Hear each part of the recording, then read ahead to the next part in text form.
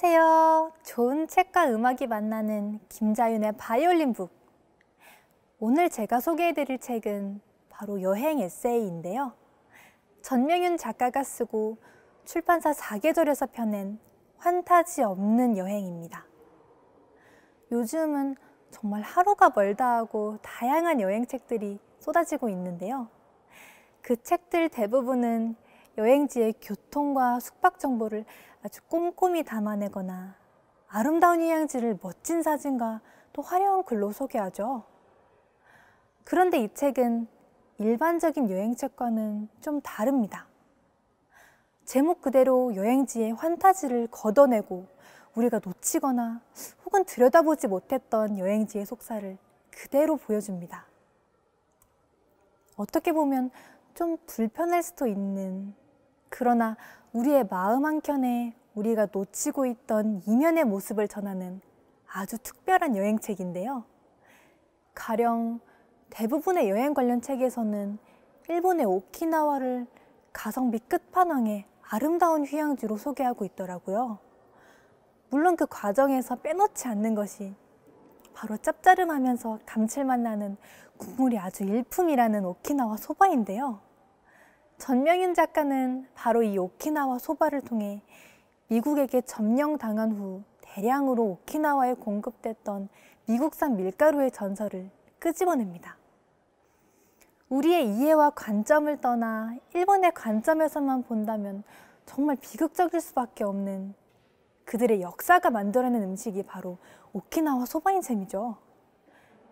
정말 그건 한국 전쟁의 아픈 역사와 맞물려 등장한 부대찌개와도 같은 맥락이 있는 것 같아요.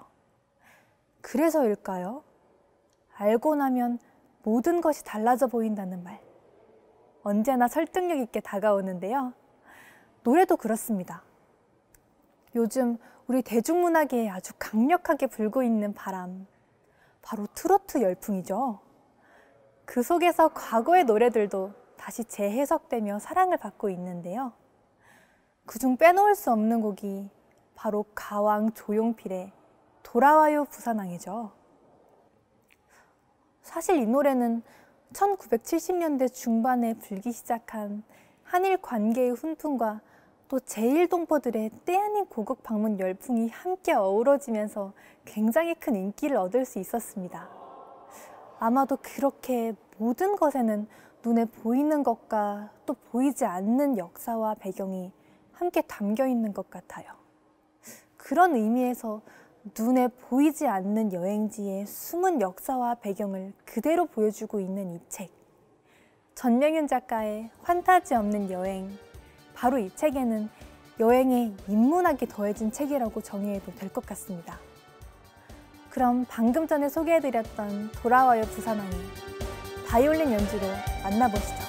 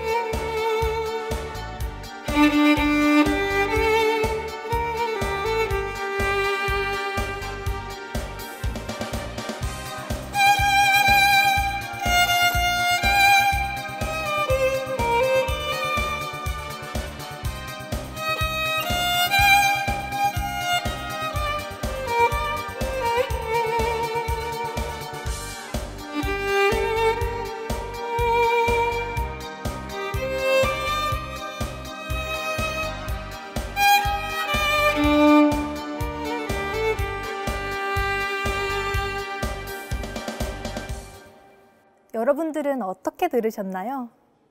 한국 대중가요 100년사를 통틀어서도 아주 명곡으로 꼽히는 노래가 가진 힘을 조금이나마 느끼셨을지 모르겠습니다. 그럼 다시 돌아와 책 이야기를 계속 해보겠습니다.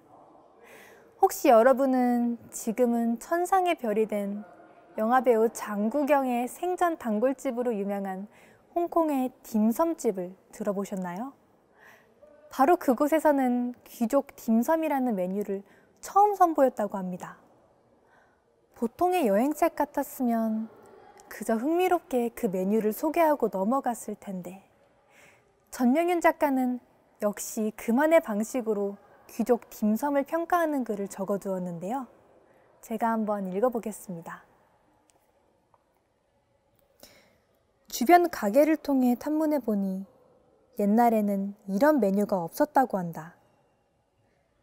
장구경이 사망하고 가게에 그를 추억하는 손님이 몰리기 시작하면서 귀족 딤섬을 내놓았다고 한다. 물 들어올 때 노 저은 것이다. 특이한 건 이 딤섬 가게를 찾는 주요 고객이 한국인 여행자라는 점이다. 현지인은 이 집에 발을 끄는 지 오래다. 요즘의 젊은 여행자가 장구경에 대한 추억을 갖고 있을 리 없으니 이 집이 인기 있는 이유는 귀족이라는 이름뿐이다. 이건 사치와 허영을 강조하는 세태가 만들어낸 가장 저열한 방식의 마케팅이 아닐까? 어떤 생각이 드시나요? 전명윤 작가는 또 이런 말을 적어두었습니다. 귀족이라는 수식어가 달린 가장 흔한 메뉴는 의외로 딤섬이다. 딤섬은 노동자의 패스트푸드에서 유래했으니 귀족과는 대척점에 있는 음식인데 도대체 무엇 때문에 귀족이라는 말을 붙인 것일까? 아이러니한 상황이 아닐 수는 없는데요. 여행지에서 우리는 조금은 새롭거나 특별한 경험을 하고 싶어 합니다. 하지만 그 경험이 단지 누군가의 입속을 챙기기 위한 영악함에서 비롯됐다는 사실을 알게 되면 정말 찝찝한 불편함에 휩싸이게 됩니다. 사실 귀족 마케팅은 홍콩의 딤섬 가게에서만 이뤄지는 것은 아니죠. 꼭 여행지가 아니더라도 우리의 일상 곳곳에서 우리의 주머니를 가볍게 털어가는 습관이 된 지 오래된 것 같습니다. 아마도 그래서 그런 졸렬한 유혹에 가볍게 넘어가기 전에 한 번쯤은 그 의도와 의미를 생각해보는 습관을 들이는 것, 이게 정말 필요하다고 생각합니다. 이 책 환타지 없는 여행에는 물론 날카로운 시각만 있는 건 아닙니다. 오히려 다른 여행책이 주지 못하는 아주 금쪽 같은 지혜도 발견되는데요. 여행 작가로 17년째 살아가며 정말 산전수전을 다 겪은 그이기에 전할 수 있는 특별한 지혜가 이 책 곳곳에 자리 잡고 있습니다. 그중 그가 듣고 싶어하는 이야기를 하라. 바로 이 부제가 붙은 글의 한 부분을 읽어드리겠습니다. 나라마다 그 사람들이 듣고 싶어하는 말이 있다는 걸 깨닫자 여행이 꽤 편해졌다. 나는 한국에서는 꽤 까칠한 편이지만 여행을 할 때는 눈치껏 행동한다.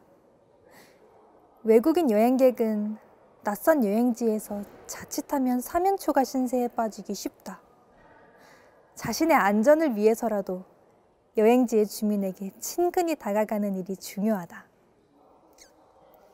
나는 가끔 외국 공항에서 북한 사람과 마주쳤는데 그때마다 북한이 아니라 공화국이라고 말했다. 이런 방식으로 의사소통을 하면서 예상 밖의 호의를 돌려받기도 했다.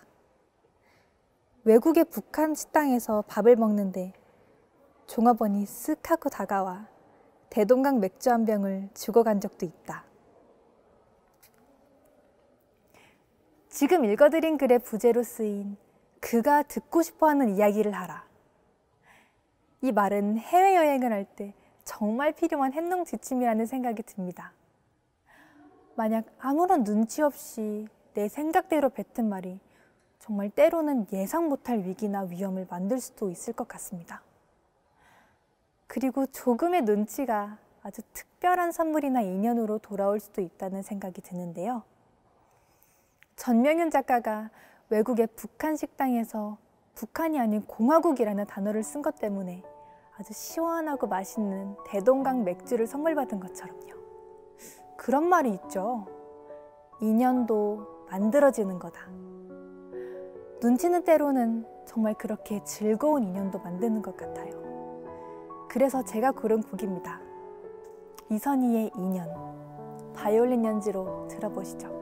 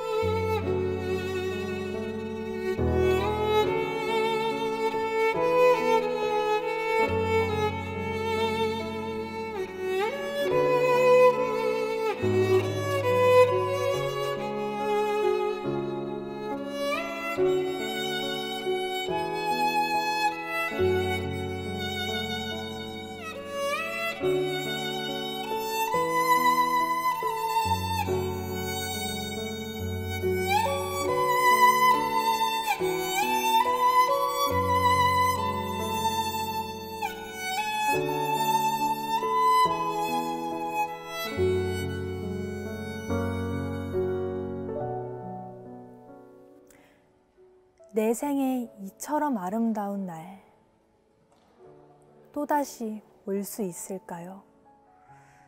지금 연주해드린 노래 인연의 가사에 나오는 대목이죠. 사실 우린 어딜 떠나거나 혹은 무언가를 하면서 그렇게 숱한 인생의 인연을 만들어갑니다. 그건 장소일 수도 있고 사람일 수도 있고 또 책일 수도 있죠. 오늘 소개한 책 전명윤 작가의 환타지 없는 여행 역시 저와 여러분 모두에게 하나의 인연이 아닐까 생각해 봅니다. 그리고 그런 인연으로 이어진 전명윤 작가가 우리에게 던지는 여행의 의미, 끝으로 읽어드리겠습니다. 여행하는 삶이란 여행이 끝나면 일상으로 돌아오는 삶이다. 여행은 오직 이 전제 아래에서만 현실이 된다. 여행을 정의하는 숱한 글 중에서 정말 이처럼 마음을 파고드는 글이 또 있을까 싶습니다. 만약 어딘가를 떠나고 싶은 분들이라면 그곳이 어디라 할지라도 이 책 환타지 없는 여행을 꼭 한번 읽어보셨으면 좋겠네요. 김자윤의 바이올린 북, 다음 시간에 좋은 책과 음악으로 여러분을 찾아뵙겠습니다. 바이올린 북!